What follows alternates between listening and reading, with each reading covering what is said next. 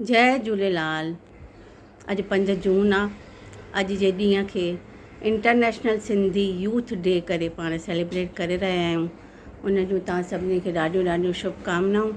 ऐं बसि इहा हिकिड़ी कोशिशि हुई कि पाण कुझु पर्टिकुलर डे रखिया आहिनि, जीअं दाल पकवान डे या अॼु जा यूथ डे आहे।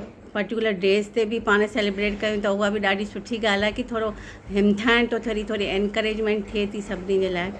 त अॼु पाण यूथ डे सेलिब्रेट करे रहिया आहियूं। मां तव्हां सां हिकिड़ी यूथ जेका असांजी दर्शिका अडवानी, जेका सिंधी सिंगर आहे, उभरंदड़ सिंधी कलाकार आहे, ॾाढा सुठा सिंधी कलाम ॻाईंदी आहे।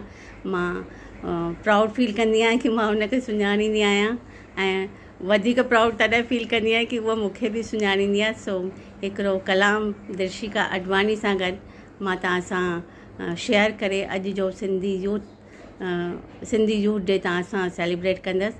त अचो पाण कलाम ॿुधूं दर्शिका अडवानी जे द्वारा।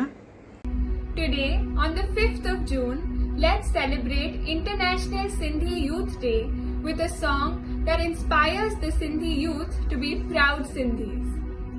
भले दुनिया जी कहिड़ी बि कुंड में हुजा, आया सिंधी इहो मां फ़ख़ुर सां चवां, आया सिंधी इहो मां फ़ख़ुर सां चवां। झूलेलाल चई, झूलेलाल चई, छो न छेड़ियूं पाया, हा मां सिंधी आहियां, हा मां सिंधी आहियां।